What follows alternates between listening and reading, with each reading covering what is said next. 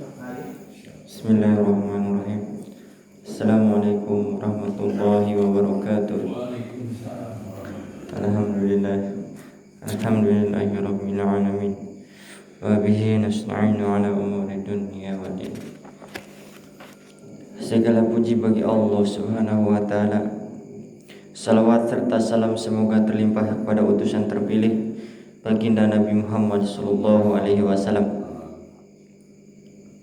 Ramadan adalah nikmat dari Allah Subhanahu wa taala yang sangat agung bagi kaum muslimin. Selama nikmat tersebut dihargai, jika tidak, bulan Ramadan akan datang dan pergi begitu saja tanpa ada manfaat apapun. Sebuah hadis menyebutkan, seandainya umatku mengetahui nilai bulan Ramadan, niscaya mereka akan berharap agar setahun penuh menjadi bulan penuh berpuasa. Seandainya umatku mengetahui nilai bulan Ramadan, niscaya mereka akan berharap agar setahun penuh menjadi bulan Ramadan. Setiap orang tentu memahami betapa sulitnya jika setahun penuh berpuasa. Namun, jika kesulitan itu dibandingkan dengan keutamaan bulan Ramadan, baginda Rasulullah Shallallahu Alaihi Wasallam bersabda, niscaya umatku akan mengharapkan setahun penuh menjadi bulan Ramadan. Diriwayatkan bahwa baginda Rasulullah Shallallahu Alaihi Wasallam bersabda, berpuasa pada bulan Ramadan dan berpuasa 3 hari setiap bulan akan menjauhkan pikiran jahat dan rasa was-was di dalam hati. Pernah ketika dalam suatu perjalanan jihad pada bulan Ramadan, para sahabat radhiyallahu anhum tetap berpuasa, padahal baginda Rasulullah Sallallahu Alaihi Wasallam berkali-kali mengizinkan mereka untuk berbuka. Banyak sekali hadis-hadis baginda Nabi Sallallahu Alaihi Wasallam yang menyebutkan tentang keutamaan bulan Ramadan. Yang akan dibahas 20 hadis yang akan dibahas dalam bab ini. Pertama, ke-1 berisi 10 hadis tentang keutamaan Ramadan. Kedua, berisi 7 hadis tentang malam Lailatul Qadar, dan ketiga berisi tentang hadis tentang itikaf. Kemudian diakhir dengan sebuah hadis panjang dengan penutup risalah ini. Semoga Allah Subhanahu wa taala dengan kemuliaannya dan melalui berkah kasih sayangnya mengabulkan usaha dan melimpahkan taufik kepada saya yang berdosa dan memperoleh manfaatnya. Amin. Hadis ke-1 dari Sayyidina Salman radhiyallahu an, ia berkata, pada akhir bulan Sya'ban, baginda Rasulullah Shallallahu Alaihi Wasallam berkhutbah kepada kami. Beliau bersabda, wahai manusia, telah dekat kepadamu bulan yang agung lagi penuh berkah, bulan yang di dalamnya terdapat 1 malam yang lebih baik daripada 1000 bulan, bulan yang di dalamnya Allah Subhanahu wa taala menjadikan puasa sebagai fardu dan bangun malam salat tarawih sebagai sunnah. Barang siapa mendekatkan diri di dalamnya dengan beramal sunnah, maka pahalanya seperti orang yang beramal fardu pada bulan lain. Barang siapa beramal fardu di dalamnya, maka pahalanya seperti orang yang beramal 70 amalan fardu pada bulan lain. Inilah bulan kesabaran, dan pahala sabar adalah surga.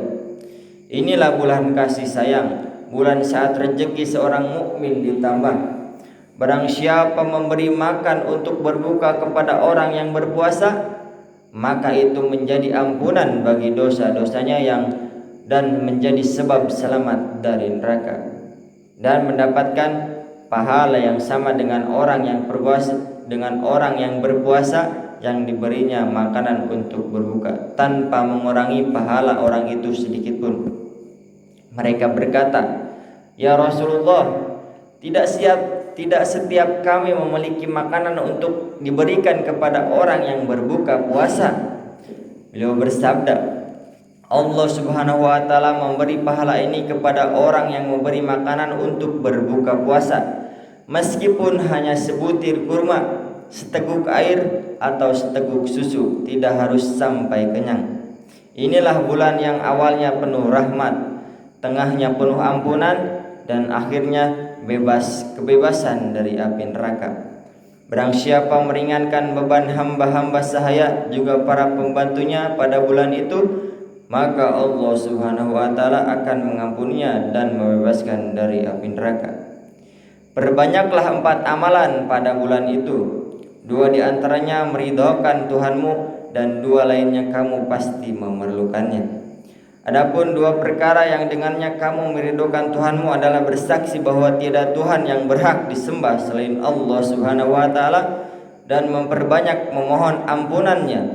2 perkara yang kamu pasti memerlukannya adalah kamu mohon surga kepada Allah Subhanahu wa taala, dan kamu berlindung kepadanya dari api neraka. Barang siapa memberi minum kepada orang yang berpuasa, maka Allah Subhanahu wa taala akan memberinya minuman dari telagaku pada hari kiamat, yang membuatnya tidak akan haus selama-lamanya hingga ia masuk surga. Hadis riwayat Ibnu Huzaimah, Baihaqi, Ibnu Hibban dari kitab At-Targhib. Faedah dari hadis ini adalah para ahli hadis membahas sebagai perawi hadis di atas. Namun karena hadis ini mengenai fadilah amal, maka hadis dhaif seperti ini masih dapat diterima. Selain itu, hadis ini juga banyak dikuatkan oleh hadis-hadis lainnya. Ada beberapa hal yang dapat kita ketahui dari hadis di atas. Betapa besar perhatian baginda Nabi Sallallahu Alaihi Wasallam terhadap bulan Ramadan, sehingga secara khusus beliau berkhutbah pada akhir bulan Sya'ban. Beliau menasihati untuk memperingatkan manusia agar jangan melalaikan bulan Ramadan meskipun hanya 1 detik. Dalam nasihatnya, beliau menjelaskan panjang lebar keutamaan bulan Ramadan, kemudian memberikan beberapa petunjuk yang penting untuk diperhatikan. Pertama, hakikat Lailatul Qadar sebagai malam yang sangat penting. Penjelasannya akan dipaparkan dalam bab kedua risalah ini. Kedua, baginda Rasulullah Shallallahu Alaihi Wasallam bersabda bahwa Allah Subhanahu Wa Taala telah mewajibkan puasa pada bulan Ramadan, dan Allah Subhanahu Wa Taala telah menjadikan salat tarawih sebagai sunnah. Dari sini dapat diketahui bahwa salat tarawih telah diperintahkan langsung oleh Allah Subhanahu Wa Taala. Adapun riwayat-riwayat yang menerangkan bahwa baginda Rasulullah Shallallahu Alaihi Wasallam menisbatkan sunnah tarawih pada dirinya, maksudnya sebagai penguat perintah Allah Subhanahu wa taala tadi. Sehingga para imam mazhab sepakat bahwa salat tarawih adalah sunnah. Tertulis di dalam kitab Al-Burhan, tidak seorang pun di antara kaum muslimin yang menolak kesepakatan itu kecuali kaum Rawafid Syiah. Maulana Syekh Abdul Haq Muhaddis Dahlawi rahmatullah alaih dalam kitab Ma Sabata bin Sunnah telah menulis dari beberapa kitab fikih bahwa jika sesuatu masyarakat kota meninggalkan sholat tarawih, maka perintahnya berhak memerangi mereka. Maka pemerintahnya berhak memerangi mereka. Alhamdulillah hadirin, baru saja kita mendengarkan tentang keutamaan fadilah Ramadan dari hadis pertama. Semoga bermanfaat bagi kita semua dan menjadi wasilah turunnya hidayah dan taufik Allah Subhanahu wa taala. Dan bila kita niatkan di dalam hati sanubari kita untuk senantiasa mengamalkan dan menyampaikan pada yang lainnya, insyaallah hadirin.